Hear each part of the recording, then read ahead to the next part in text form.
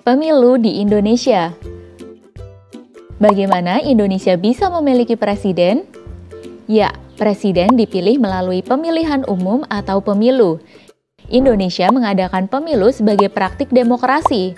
Indonesia sendiri adalah negara demokrasi terbesar ketiga di dunia. Apa itu demokrasi? Demokrasi berasal dari bahasa Yunani, demos dan kratos. Demos artinya rakyat dan kratos artinya pemerintahan. Dalam demokrasi, rakyat ikut berperan dalam pemerintahan dan semua kebijakan harus mengutamakan kepentingan dan kesejahteraan rakyat.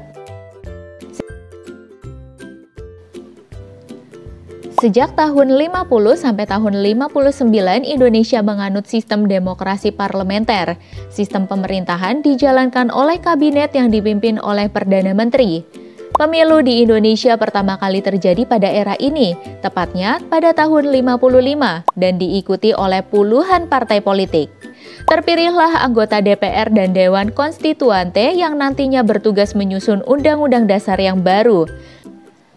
Sayangnya, Dewan Konstituante gagal menyusun Undang-Undang Dasar karena kondisi politik yang tidak stabil.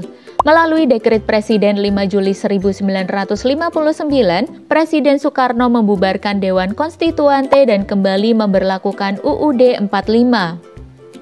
Setelah keluarnya Dekret Presiden, Indonesia memasuki era demokrasi terpimpin. Presiden menjadi poros segala keputusan pemerintahan. Saat itu, demokrasi belum berjalan dengan baik.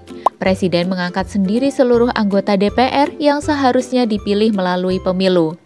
Selain itu, kekuasaan presiden menjadi tidak terbatas dengan diangkatnya Soekarno sebagai presiden seumur hidup. Era demokrasi terpimpin kemudian digantikan oleh era Orde Baru setelah terjadinya peristiwa G30 SPKI tahun 65. Pada era Orde Baru, pemilu yang kedua berhasil diselenggarakan untuk memilih anggota legislatif. Sayangnya, penyelenggaraan pemilu dianggap tidak adil karena menguntungkan partai tertentu. Sejak pemilu tahun 77 terjadi penyederhanaan partai politik menjadi 3 partai. Dalam 6 kali pemilu, Golkar selalu keluar sebagai partai pemenang dan Soeharto kembali diangkat sebagai presiden untuk kesekian kalinya. Akhirnya, pada tahun 98 terjadi demonstrasi besar-besaran menuntut reformasi. Presiden Soeharto pun mengundurkan diri. Setelah itu, demokrasi memasuki babak baru dan mulai berjalan ke arah yang lebih baik. Pemilu pertama di era reformasi ini kembali diikuti oleh banyak partai politik dengan menambahkan 2 asas, yakni jujur dan adil. Masa jabatan presiden juga dibatasi, maksimal 2 periode setelah dilakukan amandemen UUD 45. Pada era reformasi, cakupan pemilu juga ikut berkembang, yang sebelumnya hanya untuk memilih anggota legislatif, kemudian ditambah untuk memilih presiden dan wakilnya. Pemilu presiden pertama kali dilaksanakan pada tahun 2004 dan dimenangkan oleh pasangan Susilo Bambang Yudhoyono atau SBY dan Jusuf Kalla.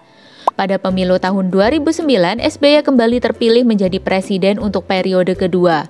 Kemudian pada pemilu tahun 2014 dan 2019, Joko Widodo atau Jokowi yang terpilih menjadi presiden. Namun pelaksanaan pemilu 2019 agak sedikit berbeda karena pemilu legislatif dan presiden dilaksanakan serentak dalam 1 kali pemilu.